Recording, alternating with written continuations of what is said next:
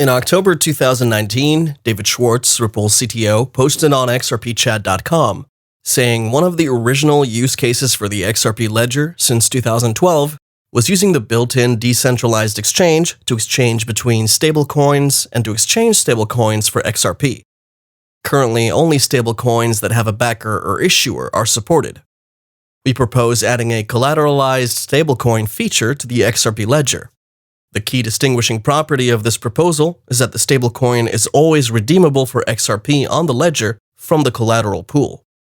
So, for example, if you hold 1 unit of a USD stablecoin, you can make on-ledger payments at any time, just as if you held $1 worth of XRP.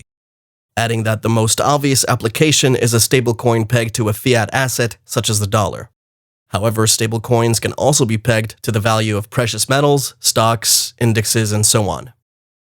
You want $1,000 XRP? I can tell you right now, if all the central banks participate in this, $1,000 is not going to cover it, as we have this sector doing trillions of dollars in daily settlements and can't afford at that level to hit a dry pocket in liquidity in the middle of the day. Hey guys, and welcome back to Make Money Online, a channel where we give you information about investing in crypto. At the end of this video, you'll have an idea about collateralizing the XRP ledger, why the World Economic Forum has mentioned Ripple as its partner, why is Ripple's XRP so important, and you'll also learn about CBDCs. So without any further delay, let's get started. But don't forget to scroll down to the bottom of this video to the description section and check out the link for you guys to sign up on Binance and get a lifetime discount on trading fees to the tune of 5%. And of course, please like and subscribe if you're new here to get everything you need to know about cryptocurrencies and cryptocurrency investments. Also, don't forget to turn on post notifications for this channel if you haven't done so already.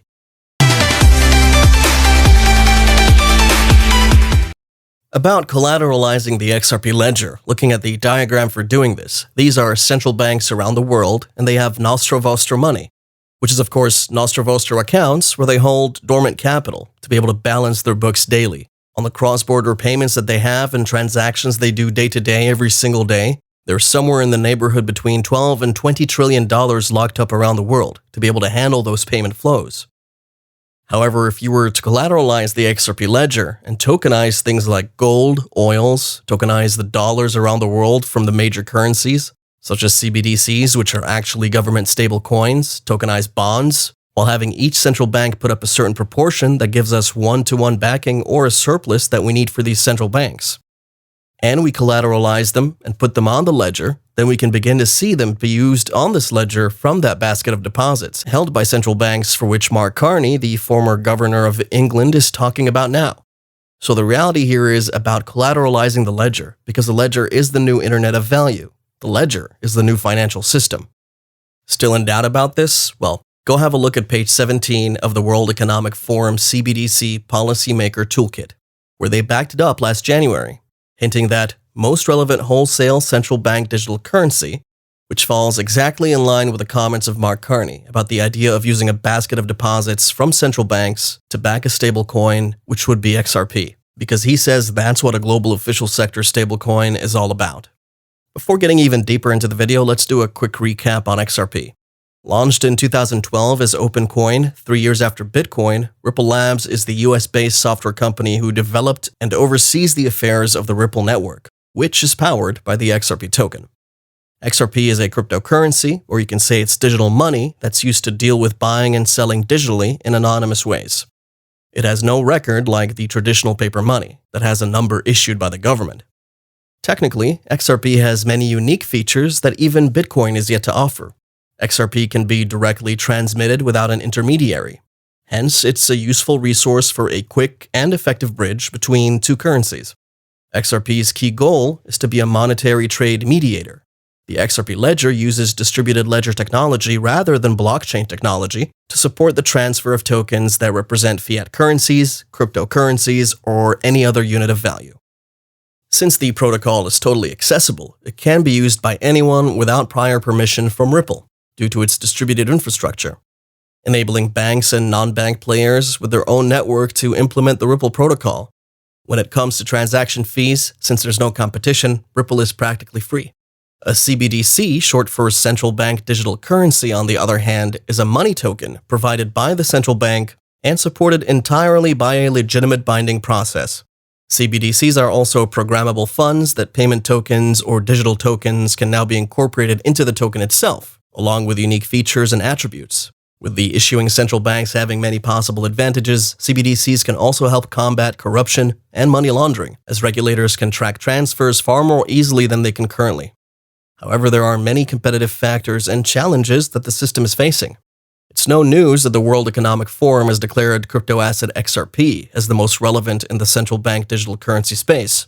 Now this statement right here means a lot for XRP. Agencies are exploring CBDC's capacity to resolve ongoing global financial problems, such as financial inclusion and payment stabilization.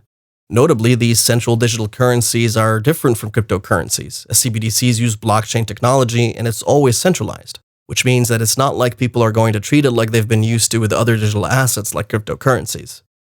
Here's a quote from the WEF report regarding the Central Bank Digital Currency Policymaker Toolkit, which says CBDC is a digitized version of sovereign currency created and issued by and a liability of the country's monetary authority.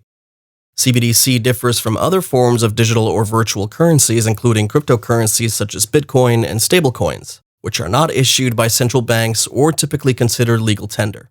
Notably, CBDC may use centralized or decentralized technology systems, and policymakers should evaluate trade-offs between technology choices before any CBDC issuance. Now that the WEF has endorsed XRP as the crypto asset most relevant in the CBD space, that's not a new thing for this coin, and it's already mentioned in a new publication. However, the reason we're giving this hype just again is because the WEF distinguishes the two digital currencies. XRP is the most important cryptocurrency for both intra- and interbank payments and transactions in the wholesale CBDC region.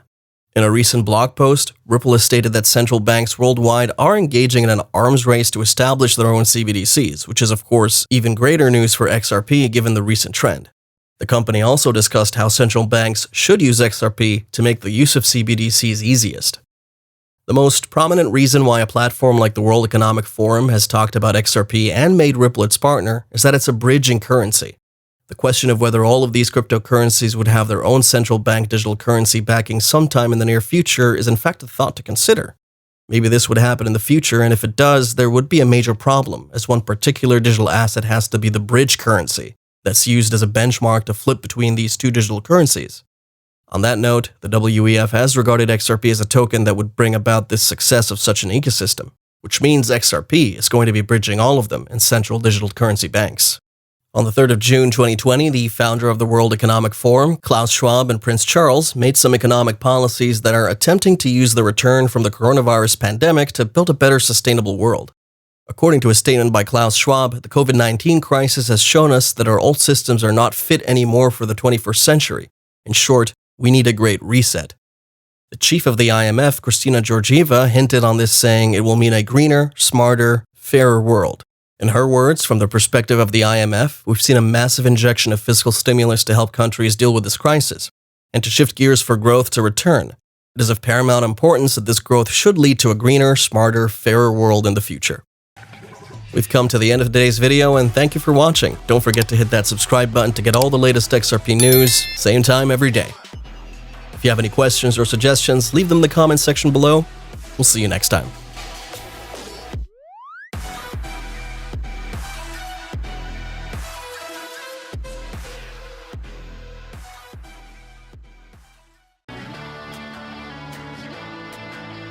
Hollywood car set.